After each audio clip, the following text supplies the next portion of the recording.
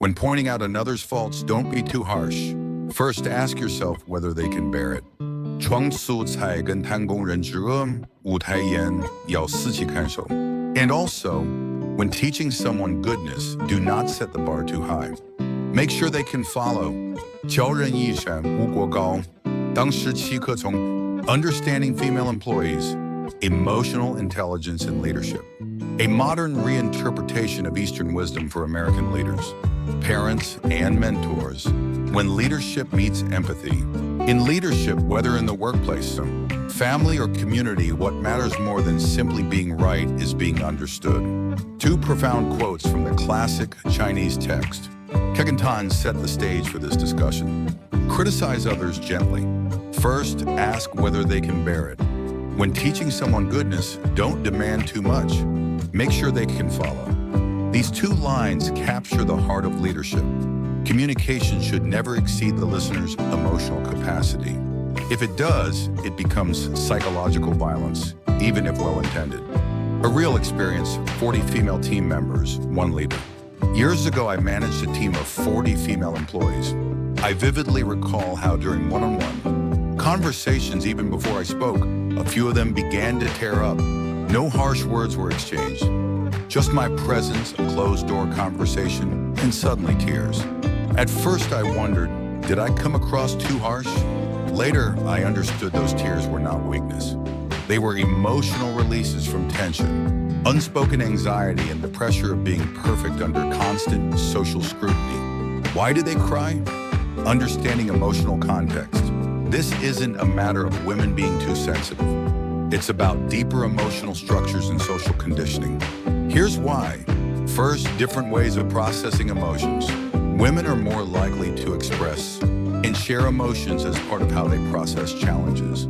Tears are not a breakdown. They're often the beginning of healing. Second, sensitivity to relationship dynamics. Thoughts like, did I let my boss down? Or did I lose trust? Can emotionally overwhelm someone who values relational stability, especially if workplace culture is harsher and personal. Third, cultural expectations around expression. Women are generally more socially permitted to express emotions. So tears can also signal unconscious trust. It feels emotionally safe to be vulnerable here.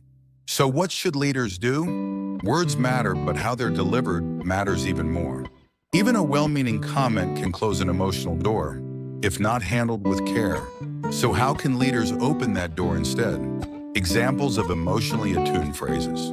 This conversation isn't about blame. I want us to find a way forward together. This topic might feel heavy, but I'm here to support you. If you need a moment, please take your time. I'm sorry if this came across too strong. These phrases aren't just nice. They're essential for building trust and allowing healing to begin. Common but misguided question. Why are female employees so hard to manage? Someone once said to me, even just a few female staff stress me out. How did you manage 40? This question reflects not rudeness, but misunderstanding.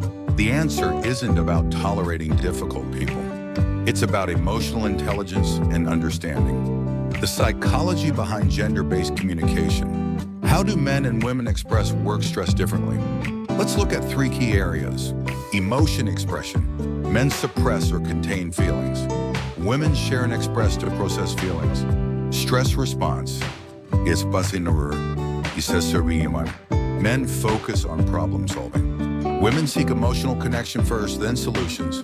Expectations of leadership. Men task-focused, role-centered. Women trust and relationship-centered. So when a male employee says, I have too much work, they likely want practical help. But when a female employee says, I'm really overwhelmed lately, she may not need a fix, she needs empathy. Saying you're being emotional isn't neutral, it's harmful. It tells someone your needs are invalid. Same words, different meaning, the risk of miscommunication. The same phrase, I'm struggling, can be a request for help, or an emotional disclosure, depending on the speaker.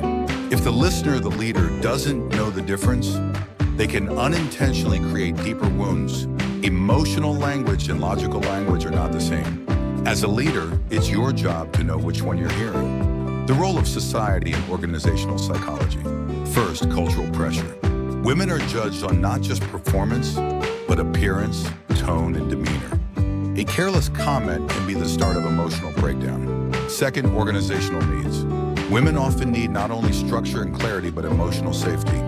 Misinterpreting this as too emotional creates a cycle of misunderstanding. Third, practical phrases for emotionally intelligent leadership. 1. Emotional warm-up. Before diving into work, simply ask, "How have you been lately?" It opens emotional space and trust. 2. Empathy. First, logic later. Start with, "That sounds tough, anyone would feel that way." Then continue, "Let's try this approach together." 3. Pause when emotions rise. Say, "If I sounded too serious, I apologize. Should we take a moment and continue after?" Giving space is not weakness, it's leadership maturity. Conclusion, emotional leadership is the future. I wasn't able to manage 40 female employees because I was tolerant. I was able to because I didn't fear their emotions. I embraced and understood them. Female employees aren't difficult. They just require a different form of connection. And a real leader knows the difference. Final message. Let's raise a new kind of leadership. One that leads through understanding, not dominance. If this message helped you reflect or grow, please like, subscribe, and turn on notifications. Next time, we'll explore another timeless insight from Chuang Tzu, this time about handling conflict with grace.